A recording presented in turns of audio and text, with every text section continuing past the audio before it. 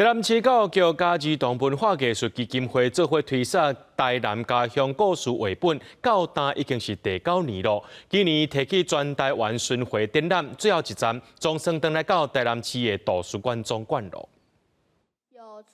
今仔用天主堂的布景做主体，设计一出行动剧场，来讲一段属于因故乡月定港的发展故事。学校老师起头先带囡仔做调查，再去落去写故事兼画图，为着通互囡仔联捌家乡文化的底蕴。台南市教育局参儿童文化艺术基金会合作来推广，唔那干那创作尔，嘛互囡仔有不同舞台体验台语过音的心情。之前出这本绘本，原本是配国语加英语。 然后这边就有加入去台语的配音，这边配音内底有互我学到平常时袂讲到的台语的词。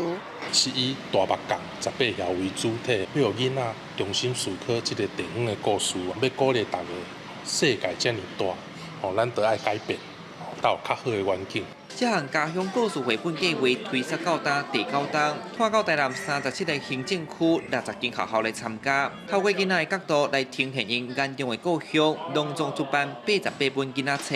今年因嘛到台北、高雄等所在巡回展出，落尾站转来到台南市立图书馆，伫遮打造沉浸式的空间，嘛甲原画拢摕出来展。去看展览的人非常肯定，我的外观市，咱的台南人对。 台北、高雄、在新竹的，看到拢打电话我讲，因感觉非常感动，会当啊咱台南的文化，推萨去各县市，大家熟悉。一个就是也让我非常感动的，就是我们在10月份的台南这边要办的时候，也是人力不够，大稻埕辅仁社跟阳明辅仁社总共有18位，然后帮忙我们